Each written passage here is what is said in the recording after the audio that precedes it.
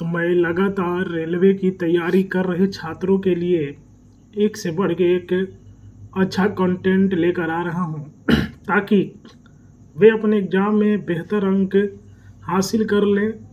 यदि आपका GK GS अच्छा रहेगा तो रेलवे का एग्ज़ाम आसानी से निकाल लेंगे और बेहतर अंक के साथ। तो अंतर्राष्ट्रीय संगठन से ये प्रश्न है, गुआम का गठन मई 2006 में हुआ। बेल्जियम, नीदरलैंड तथा लक्जमबर्ग का व्यापारिक संघ बेने लक्स की स्थापना 1948 में हुई थी, जिसका मुख्यालय ब्रुसेल्स बेल्जियम में है। इस्लामिक सम्मेलन संगठन OIC की स्थापना मई 1971 में हुई थी, जिसका मुख्यालय जेदा, सऊदी अरब तथा सदस्य 57 है। मर्कोसूर जनवरी 1994 को प्रभावी हुई थी।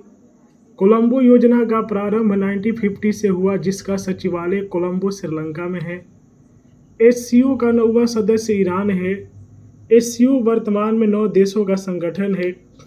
SCO का मुख्यालय बीजिंग, चीन है। संघाई सहयोग संगठन की स्थापना 15 जून 2001 को हुई। पूर्व नाम संघाई 5 है। हिम्मत 6 पूर्व नाम M7 की स्थापना 5 मार्च 1997 को पोर्ट लुई, मॉरिशस में हुई थी। आर्थिक संगठन ब्रिक्स की स्थापना 2009 में 71वीं वर्ग रूस में की गई, जिसके वर्तमान 5 सदस्य हैं: ब्राज़ील, रूस, भारत, चीन एवं दक्षिण अफ्रीका। इब्सा की स्थापना 2003 में की गई, जिसके सदस्य देश हैं भारत, ब्राज़ील एवं दक्षिण अफ्रीका।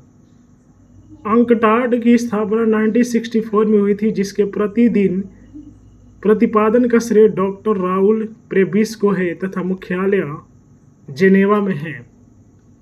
G20 वस्तुतः सदस्य देशों के वित्त मंत्रियों व केंद्रीय बैंक के गवर्नरों की वार्षिक बैठक है। G20 की स्थापना दिसंबर 1999 में बर्लिन में हुई। प्रथम बैठक वाशिंगटन 2008 में थी। G15 का मुख्यालय जेनेवा में स्थित है। G15 की स्थापना सितंबर 1989 में हुई थी। D8 डेवलपिंग एड का गठन जून 1997 को इस्तांबुल में किया गया था। G8 8वां सदस्य रूस की स्थापना 1975 ईस्वी को न्यूयॉर्क में की गई थी, जिसका पहला शिखर सम्मेलन फ्रांस में पेरिस के निकट रम्बो-नीलेट में नवंबर 1975 में हुआ था। यूरोपीय मुक्त व्यापार संघ इफ्ता की स्थापना स्टॉकहोम में 3 मई 1960 को हुई। नाफ्टा की स्थापना 1992 में हुई। एपेक की स्थापना नवंबर 1989 में हुई, जिसका मुख्यालय सिंगापुर तथा सदस्य 21 है। आसियान का गठन 8 अगस्त 1967 को हुआ, जिसका मुख्यालय जकार्ता, इंडोनेशिया तथा सदस्य देशों की संख्या 10 है। नाटो उत्तर अटलांटिक समझौता संगठन का मुख्यालय ब्रुसेल्स बेल्जियम में है। नाटो की स्थापना 12 देशों द्वारा 4 अप्रैल 1949 को हुई थी। ओपेक की स्थापना 14 नवंबर 1960 को बगदाद में हुई, जिसका मुख्यालय वियना, ऑस्ट्रेलिया तथा सदस्य संख्या 13 है। CTBT की स्थापना 19 नवंबर 1996 को हुई। अरब लीग अरब राष्ट्रों का संघ की स्थापना 22 मार्च 1945 में हुई, जिसका मुख्यालय काहिरा, मिस्र तथा सदस्य संख्या 22 है। NAM का सचिवालय काठमांडू, नेपाल में है।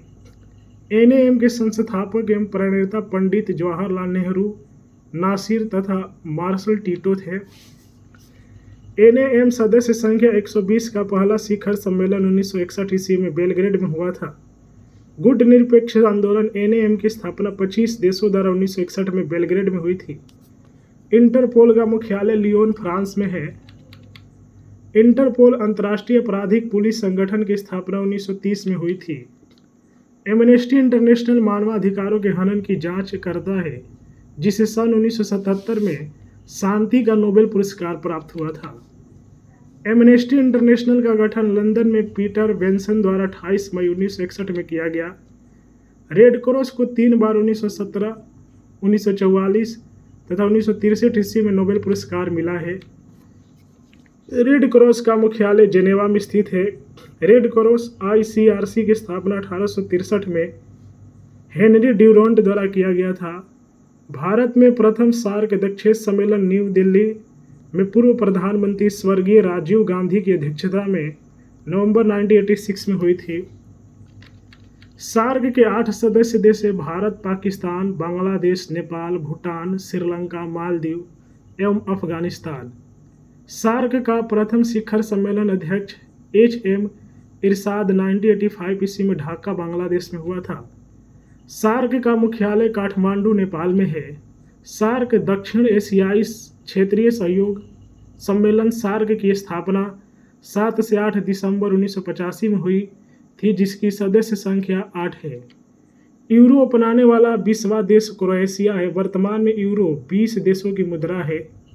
यूरो को वैधानिक मुद्रा, बैंक नोट एवं सिक्के के रूप में 1 जनवरी 2002 को अपनाया गया। सर्वप्रथम 1 जनवरी 1999 को 11 देशों ने यूरो को आधिकारिक मुद्रा के रूप में अपनाया। EU से अलग होने वाला पहला देश ब्रिटेन है। EU का मुख्यालय ब्रुसेल्स, बेल्जियम में है। तो यहाँ से जो कि रेलवे बहुत प्रश्न पूछता है, जैसे सार्क का फुल फॉर्म पूछ लेगा, तो ये इम्पोर्टेंट टॉपिक है। और जिनका GK GS कमज़ोर रहेगा वे रेलवे का एग्ज़ाम क्रैक नहीं कर पाएंगे, क्योंकि रेलवे का एग्ज़ाम अगर क्रैक करना है तो आपका GK GS अच्छा होना चाहिए। और GK GS मजबूत करने का सबसे बढ़िया तरीका है मेरे वीडियो को देखते रहे डेली, GK GS मजबूत हो जाएगा। वीडियो को लाइक कीजिए, शेयर कीजिए, अपने दोस्तों में कमेंट कीजिए।